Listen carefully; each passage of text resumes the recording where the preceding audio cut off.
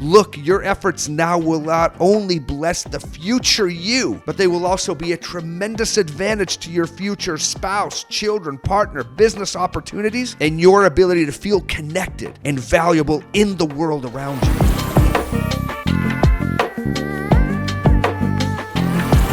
My ingenious friends, it is wise and intelligent for you to hit that button and to be here with me today, because listen, my goal today is to pick a fight and perhaps to start a fire inside of you that I hope will burn for a very, very long time. Over the years, you've asked us questions about school and we have been listening, and today I hope that I can deliver an intelligent and persuasive response to your questions. I wonder if you've ever thought of these questions yourself. Questions like, what is the point of school? Why am I going to school if it doesn't seem to match with what I want to do in the future? How can I stay motivated in school when it doesn't match up with what I love to do? Why invest time and effort into subjects that I don't see myself using in the real world? I'll be super honest. These are critical questions that deserve critical and thoughtful responses. I promise you, you're not the first, nor will you be the last to ask these questions. Most of the people on this planet have experienced the love and hate relationship that sometimes exists with school and education. I'm glad you were gutsy enough to ask the question. I'm hoping that you'll be courageous enough to stick around to hear the response. Remember that your ideas, your psychology, your perspective becomes the lens by which you see and interpret the worlds and the events in your life. John Milton said, "The mind is its own place and in itself can make a heaven out of misery and a misery out of heaven." In other words, it's not the circumstances that matter most, but your perspective about your circumstances that ultimately carry the day. Remember the story of Nelson Mandela, who unjustly spent 27 years in a hard labor camp in South Africa. When he was released, he became president of that country, and when asked about how he was able to handle the injustice and the suffering of prison, he responded,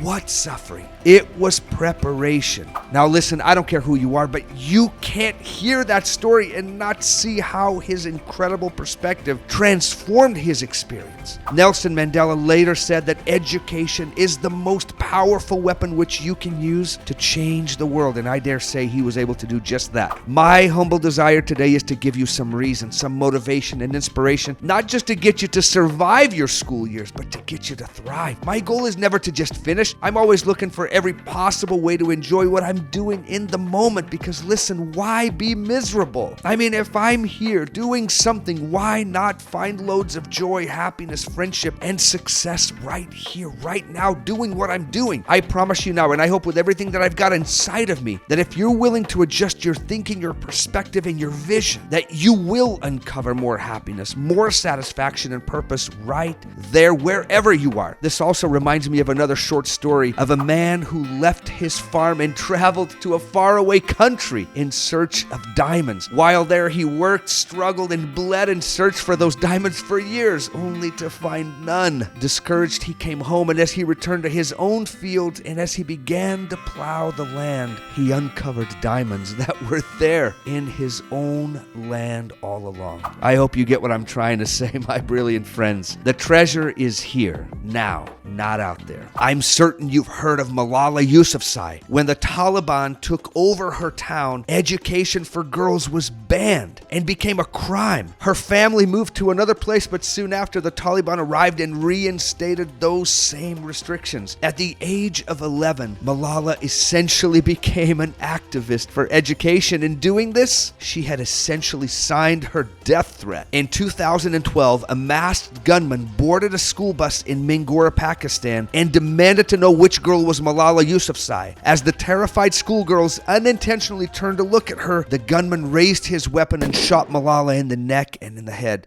Thankfully, she survived. Malala says, "I don't want to be thought of as the girl who was shot by the Taliban, but the girl who fought for education." She also said, "We should learn everything and then choose which path to follow. Education is one of life's blessings. It's also one of its necessities." I'm not here to say that education is perfect, that there aren't any problems. I realize that some of you are having bad experiences right now and that have had bad experiences with it in the past. I'm certain that some of you watching right now are struggling struggling to find motivation or really struggling with some of your classes, teachers, and school, but listen to me. I am here to try and persuade you to grab a hold of every possible advantage in your life. My objective is your success, your happiness, you feeling like you have a place in this world and that you can make it. And let me be clear, you absolutely can, and I believe you will. Not every path will be the same, certainly, but look, you need a foundation. You need something to build your life upon. And education can become that solid ground for you. Think of your intelligence as a well of life-saving water that you continually fill. This well of knowledge and experience becomes one of the sources from which you will pull throughout your entire life. Remember that intelligence is diverse and interactive. Creativity and inspiration usually happen as your brain pulls from your sources of knowledge, interacts with the different disciplines inside your mind, and is able to create something entirely new. Think of a piano player, or an artist, or a hockey player, or a dancer. As these individuals dive into their skill, as they invest and build upon that source of knowledge and experience, their brain and body are then able to not only become better and improve, but the brain also begins to improvise and to create something completely unique and new. Feed that mind and body of yours and reap the awesome benefits of those choices. Remember the great law of life. Whatever you nourish and invest in grows and expands. Whatever you neglect and starve atrophies and dies. Can I give you 5 quotes, ideas, and tips that can improve your experience with education in school? Here you go. 1, commit to the idea of education. It's not just for Terrell or Lucy or for other people. Your brain, body, and spirit are made to grow, learn, expand, and evolve. Whether it's online, in purpose, as an apprentice with a skill or a vocation, learning through education is one of the great purposes of life, and it is directly connected to your ability to experience more happiness and value. Number 2, you get what you put in. I know this is cliche,